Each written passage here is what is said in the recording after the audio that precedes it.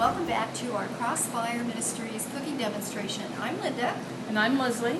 And we're going to show you today how to preserve some fruit through dehydration and just drying if you don't have a dehydrator.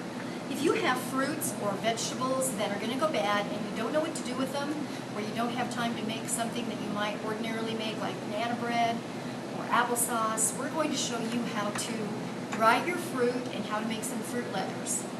So Miss Leslie, who knows how to use this dehydrator, is going to show us how to do that. Last week I did dry these blueberries that had come in. They were right at the prime. They were still very good, but I knew that they wouldn't last very long. So we finally, I put them on the dehydrator and we left them overnight and they dried so they can be continued. Their lifespan will continue that way for quite a little bit of time. And Linda was telling me an idea of using these in cooking muffins. Right. You could use the dehydrated blueberries in your blueberry muffins, and your muffin dough wouldn't turn purple like they do with your fresh or with your canned blueberries or even your frozen ones. And they'll rehydrate themselves from the moisture of the muffin batter. So anyway, we did do this on the dehydrator.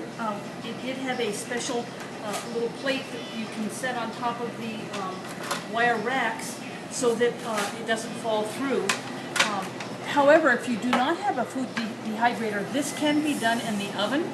And all you have to do is put a light coat of oil on here, spray. You can put them on and put them at about 140 degrees in an oven overnight. And by the morning, they will have dried, or pretty nearly, within that period of time, they will have dried. One of the things is that if your oven doesn't go down to 140, then you do maybe have to check them here and there. Some of them only go down to 170, or they won't go any lower than that. Mm-hmm. So you do have to check them to make sure that they're not cooking too fast. Right. The process is they're actually not going to be cooked at all. They're just trying to dry and keep the moisture out. Right.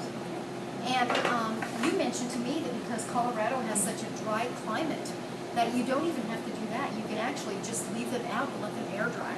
That's true. And sometimes you could put them between two pieces of screening, and they could be put outside, and that would speed the drying process up too. Of course, you don't want the bugs getting into them, so with the screening on them, that protects them, and they can be dried outside. Colorado is our humidity is so very, very low that we can dry foods very easily here in Colorado, whereas other places you couldn't do that. And I think that we're going to show you how to dry. Now these can, like I said, they can be either dried in the dehydrator or they can be dried. Any kind of fruit can be. We are going to show you apples and bananas, but you can do peaches, pears, plums, any type of fruit. In fact, we have some that we dried earlier right here. We've got kiwi fruit that we dried and some plum that we dried. Let me take those out and you can take a look at it. They were getting past their prime, so there's the plum, there's the kiwi fruit. And they make nice mixtures of fruit which you can use for snacks. You can also sometimes rehydrate them if you're using them in cooking, but you can also eat them dried, as a snack. Great snacks. You get some fruit in your kids' lunch. You don't have to worry about it staying cold or smashing or whatever. Okay, so we sliced 3 apples and we put them in a mixture of water with just a little bit of lemon juice to keep them from turning dark. So now we're going to pour them into the colander and drain that water off. And then Leslie's going to show you how to place them on the dehydrator. You just put them. I usually go around in the rings. They shouldn't touch. They should just barely have a little space between them so that there's air that can circulate all the way around. The same thing goes if you put them on the cookie sheet to dry them in the oven. Now you sprayed all of these trays ahead of time. I sprayed them with cooking oil so they won't stick.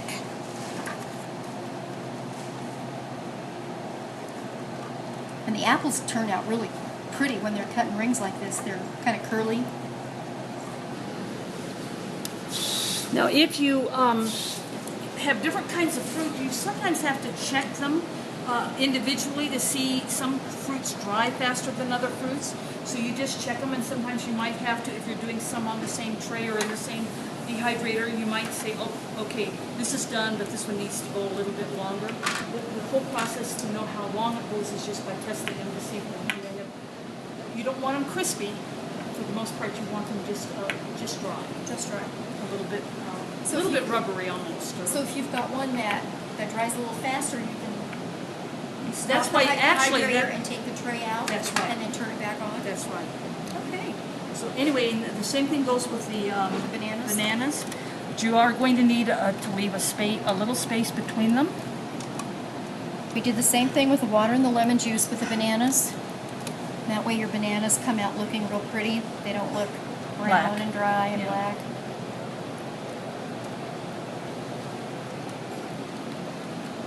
And we've started the dehydrator, and we're putting the lid on, and we're going to watch and see how that will do. And we are going to now show you how to make some fruit leather. And you start with fruit leather with pulp. And the way I made this was that we had some very, very, very soft peaches and nectarines, and I thought, gosh, what can we do with it to make it last? So we made this by pureeing it.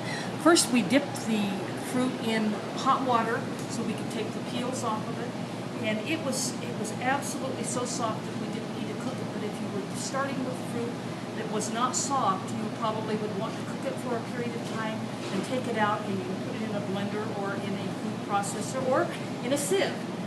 We've got one right here. If you don't have a food processor, or if you have even a strainer, you can however you want to do it to make it into pulp. You can make almost all the fruits. You can also make it into fruit leather.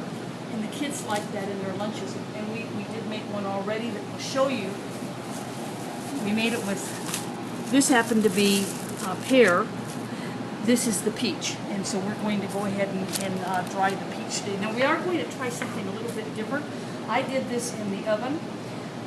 And you can do it on the oven at 140 degrees. You can dry them in the oven.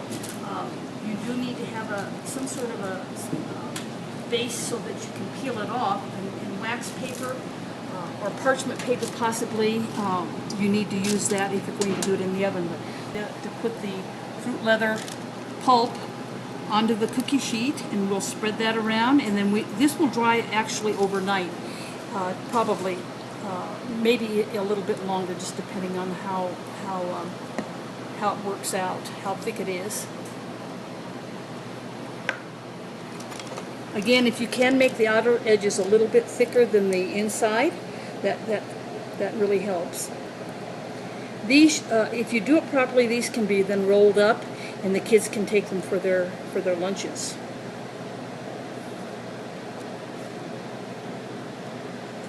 That's really nice because you didn't add any sugar at all to it. I spread it out to be about 1/8 of an inch, and we're going to put that at 104. Actually, our ovens are 170 degrees, but they call for 140 degrees. It'll have to dry overnight. So what we can do is we can prop the oven open a little bit from every now and again. To bring that temperature down a little bit. And we have these left over, these bananas that we did for the drying. We are actually going to put them in a blender, and we're going to make them into leather, pulp for the leather too. So. Now our recipe says that if you're doing just for the leather, you want to add 2 teaspoons or a teaspoon of lemon juice for every 2 bananas. Now we don't have to worry about that with ours because they've been soaking in the lemon water. But we could. We could. It would not hurt anything to add it, and it gives it a little flavor. It does. So you could add more lemon juice if you wanted to. And if this doesn't blend well, I'm going to add some lemon juice to it to just make it blend a little bit easier.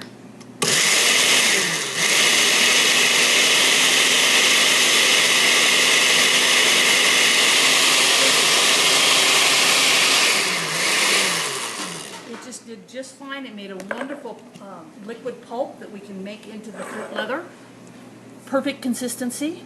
And so we'll also do that with the little wax paper, and we'll put it right on the cookie sheet. Food dehydrators sometimes come with attachments. This had both an attachment for things that would fall through. See the little holes so that the blueberries won't fall through. This has a little plate like this that you can put the fruit leather on so that it doesn't fall through either. But definitely need to spray it because that fruit leather does be sticky and it will stick if you don't spray it. Spread some on there, and we're going to do one there. And we can do another one in the also in the oven. In the oven. Okay.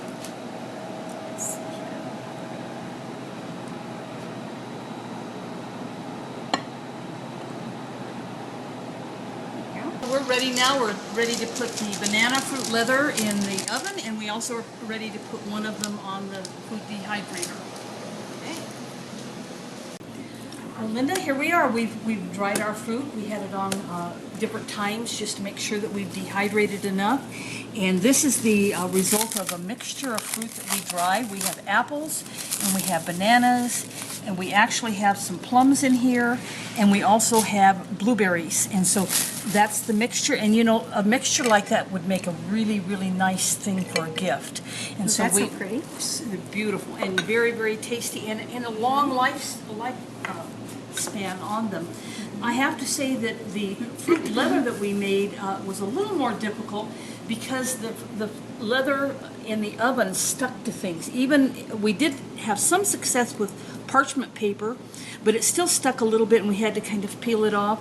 It did very, very well, as you can see. This is the banana fruit leather, and it did very well in the dehydrator. But these are the ones that we did. This was pears and this was peaches, and we did those in the oven. And they weren't quite as successful as we did in the micro, but they still make nice items for snacks for the children. So, and this you can roll up in plastic like this, just like a regular fruit roll up. And no preservatives, like you said, and you can use as much or as little sugar as you want. Very, very helpful. So I think that was really great. And we were able to use up the fruit that had gotten very, very ripe down in the pantry. And so it's a good way to preserve it, a long shelf life. Really, really a nice product to have dried fruit. And at Christmas time for gift giving, this would make a nice product too. Right. So People really like things like that as a gift. It's so nice. and if you use up the things, then we are on the Winning team.